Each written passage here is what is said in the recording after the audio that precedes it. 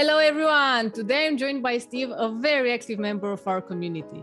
Steve, when did you start composing and what or who are your early passions and influences? Hi. Well, I guess I started playing guitar in the 1970s, which some time ago. And I guess my early influences, I can certainly remember walking down the stairs of my house in Liverpool when I was 5 years old and hearing Love Me Do by the Beatles playing loud on the radio. And that sort of changed everything for me, I think. So I certainly still am a massive Beatles fan. My older brother had a really good record collection, so I would come home from school and put all those records on while he was out at work. So I would be listening to, in the mid-70s, stuff like the Beatles, whether that be Abbey Road or Sgt. Pepper, etc. And artists like Simon and Garfunkel, Bookends album, Parsley Sage, was a massive influence. And Bob Dylan, of course, Blood, Sweat and Tears. And then one of my biggest influences always was David Bowie, of course. And then later people like Bruce Springsteen and Todd Rundgren. And I guess because I was then starting to play in bands in Liverpool, folk bands and rock bands at that time, I was heavily influenced by guitarists like Rory Gallagher, Mick Ronson, who played for David Bowie, and blues guitarists like Roy Buchanan. And then later on, so in terms of film and TV composing, big influences were people like Stephen Sondheim, Leonard Bernstein, of course, John Barry, James Newton Howard, Lalo Schifrin, all the Mission Impossible stuff and the Clint Eastwood stuff that he did. Jimmy Haskell, who, as well as doing lots of American TV, film stuff, also did all the string arrangements for the Simon and Garfunkel stuff. So that was an interesting link. And of course, Ennio Morricone, a big cowboy film fan. So they were the main sort of influences around that time, and still now. What is your favorite musical composition and what makes it so good? So I think Erik Satie, Thrasianopody, is just a wonderful piece of music. And I think it's the space within that piece of music, the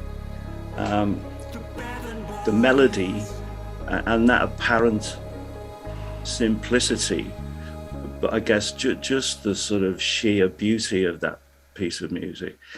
And the first time I heard it, it wasn't in the sort of traditional piano representation. It was, on my brother's original albums of the Blood, Sweat and Tears first album, when they did a version of it. So just a wonderful, wonderful piece of music. I recommend it if anyone hasn't heard that. I'm sure they have in various adverts or films. It was the theme to one of my favorite films, which is a documentary,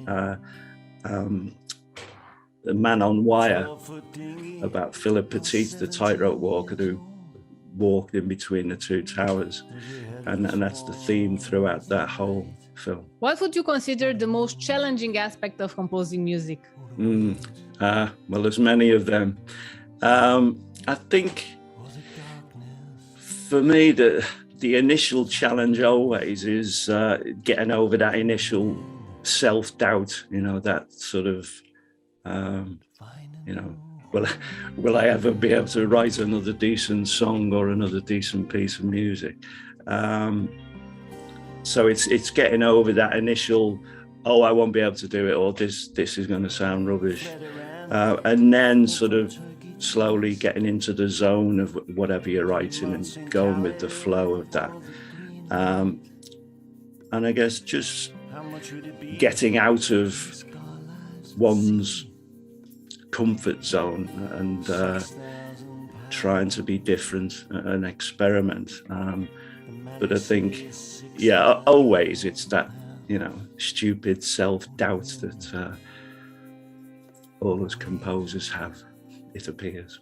What is the process that you go through each time when you are composing a new piece of work? Depending on whether it's a sort of traditional song,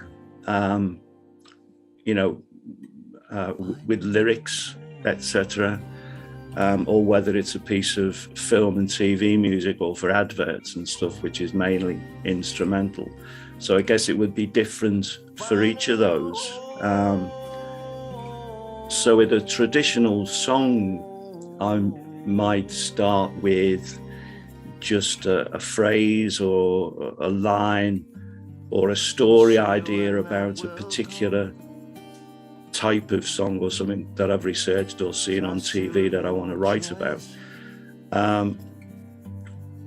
Or if it's more of a piece of music for film, TV or an advert, then it would probably be, or usually it would be sitting down with the director and spotting that film. So, you know, looking at the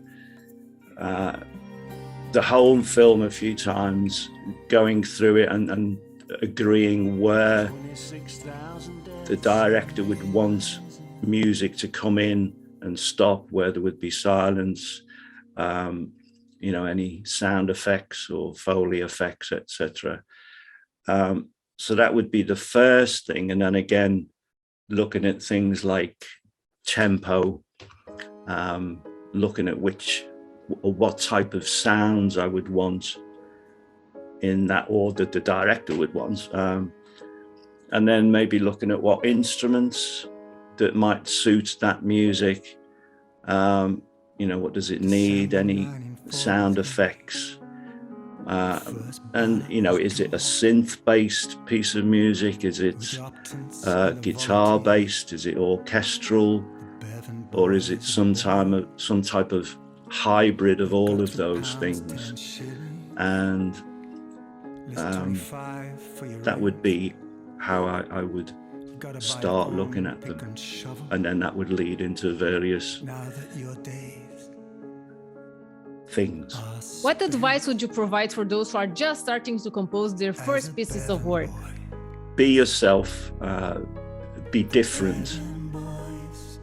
You know, it seems that everybody is trying to be Hans Zimmer or, you know, Danny Elfman or something. You know, everybody's trying to be the person that is successful at the moment, etc.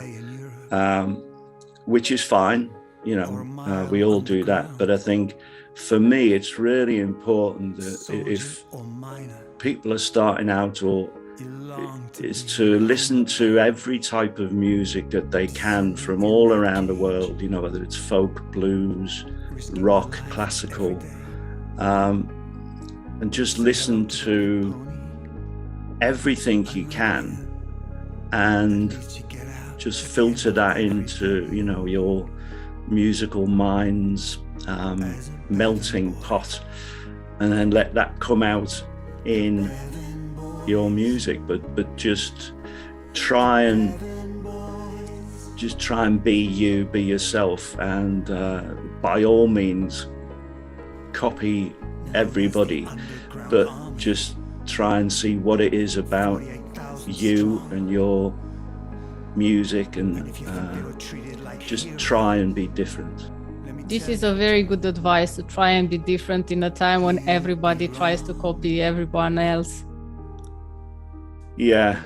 I mean, you know, you watch trailers for films at the moment, and you know, they all very formatted and everything sounds the same. And I guess that's always been like that. And you know, when in Great Britain, if you were trying to get a record deal or trying to get a publishing deal, everybody would be wanting to, they would want what was on Top of the Pops last week, basically. But that's not necessarily what you should be writing. Steve, thank you very much for your insightful advice. I'm sure it will help many students who are just starting to compose their first pieces of work. Great, thank you for having me. It's been fun. Yeah.